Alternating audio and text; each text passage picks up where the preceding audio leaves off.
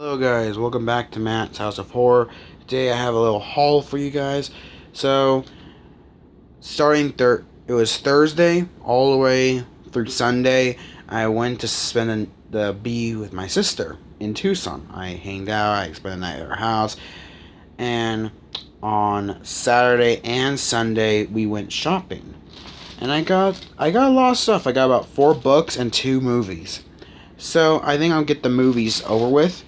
And these movies I've been hunting for a while, and it wasn't until my sister told me about the store called FYE, which is in the mall. It's like the store that sells collectibles, and if there's like a movie you probably don't want to buy online and you can't really find anywhere else, it's a big possibility they'll have it.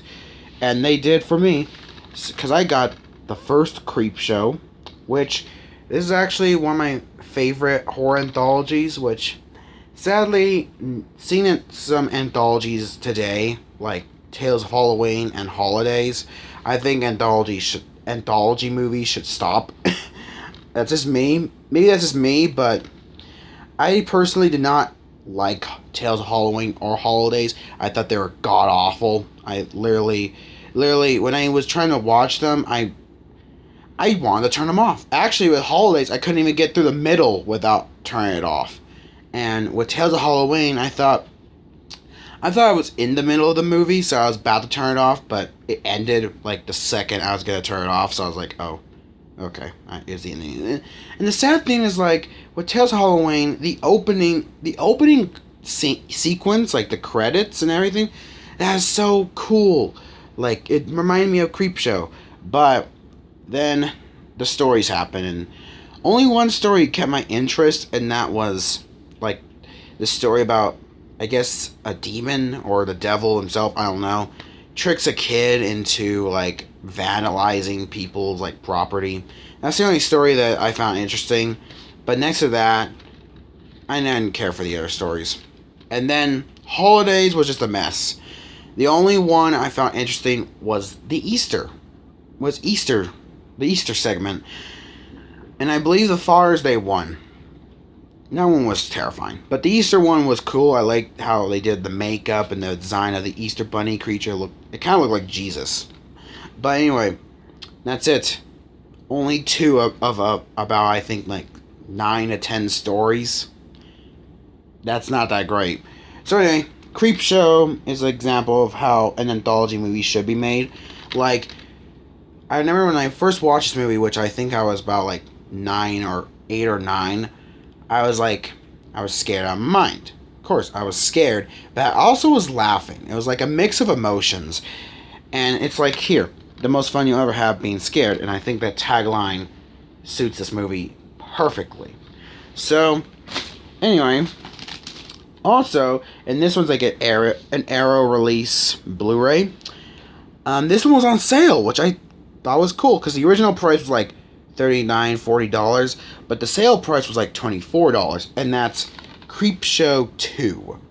So this one, unlike the first Creepshow where it's like 4 stories, the second one, it's just 3 stories. Like 3 stories, and in the first one, it's like a mix. Some of the people that get hunted by the creatures, like, deserve it, and some of them don't. But in the second one, every single person, every single story deserves it. Everyone. So yeah, I think my favorite story is one about about the Indian statue. It's the very first story. I think that one's like my favorite because I thought it was so well made and everything. So now let's get on the books. So I think I'll start with the magazine I got.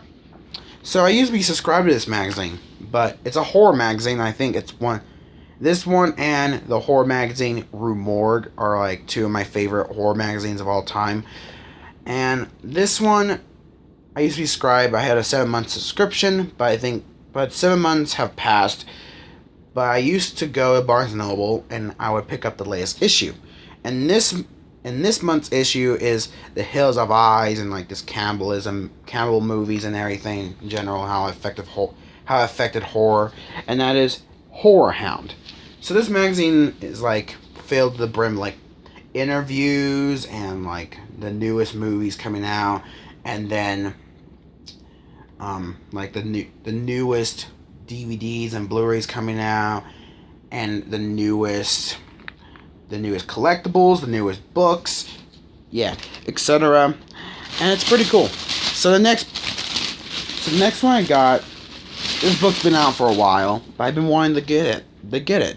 It's mostly a Christmas book, horror book, and it's by hold on, it's by Joe Hill, and I don't know how to say the name, but it's this one. So the book says, or the description says, Victoria Vick McQueen has an uncanny knack for finding things.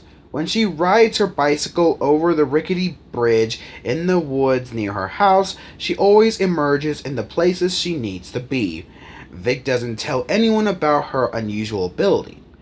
Charles Talent Manx has the ability of his own. He likes to take children for rides in his 1938 Rolls-Royce Wraith with the vanity plate.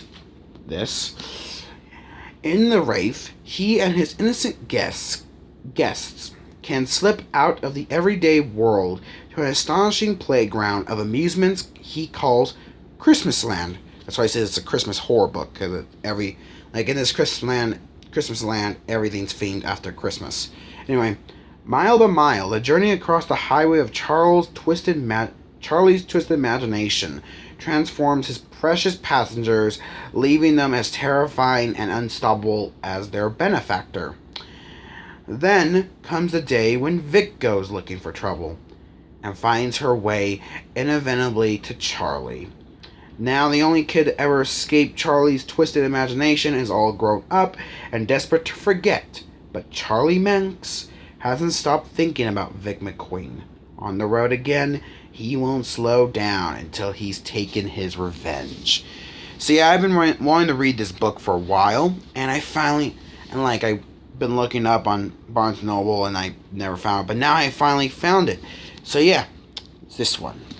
So next book's, because here's the thing, I am a believer that we're not alone, and I do like to believe in UFOs. I think they're a really cool little thing to believe in, and it's like, I always think it's so ignorant when people say we're alone in the universe, which I think science has already proven that's not true. So, yeah.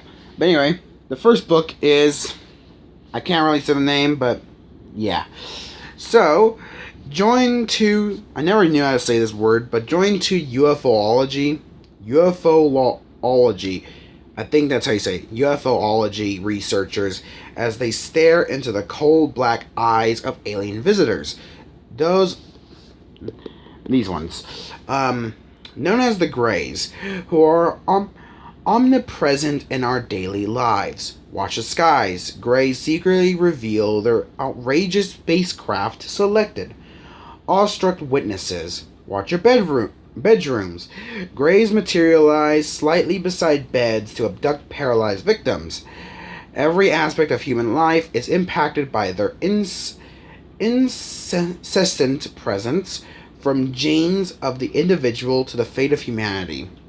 Explore the story of Earl Heroit, rich in details of bizarre experiences with these gray aliens over a lifetime. Discover specific aspects of the alien menace, including abductions, communications through artists, interconnections between greys, ghosts, and other paranormal phenomena, and a history of alien attacks on humans. What emerges is a strange, often terrifying glimpse into the I might butcher this word. Machinations of the gray aliens as they lurk at the fringes of human consciousness. Read with caution.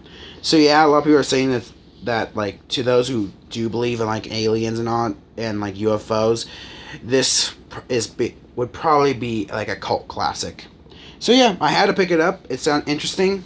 The inside literally looks like a freaking comic book, kinda. Like, hold on. Like, look at that. It literally looks like a comic. It kind of looks like the title page when you get to like an EC comic book from the 50s. So yeah. Alright, so this next one, I believe I've been anticipating for a while. I believe like Dread Central's been talking about it for a while, like it coming out and all that stuff. So, this next book is called Unacknowledgeable. And it's about, and extraterrestrials have been interacting with humans since World War II. We mastered gravity control in 1954.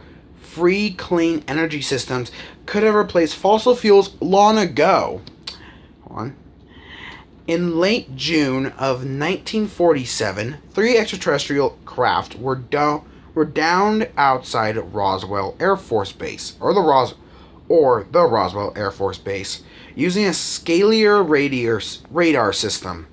Many more followed, revealing dozens of ET species, and a Rosetta Stone to a new physics, an energy generation and propulsion system responsible for interstellar space travel. This new system could easily replace all existing energy generation and propulsion systems on Earth, and with them, the entire geopolitical and economic order on our planet.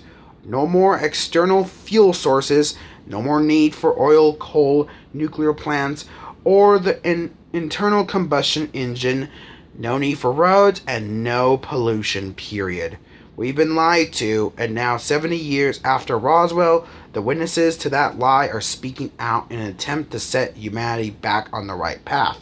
So yeah, I've been wanting to read this book for a while, and I believe this book actually came out recently. That's why I think I've been wanting to read it, because it really sounds interesting. So yeah, but yeah, I cannot wait to read these books.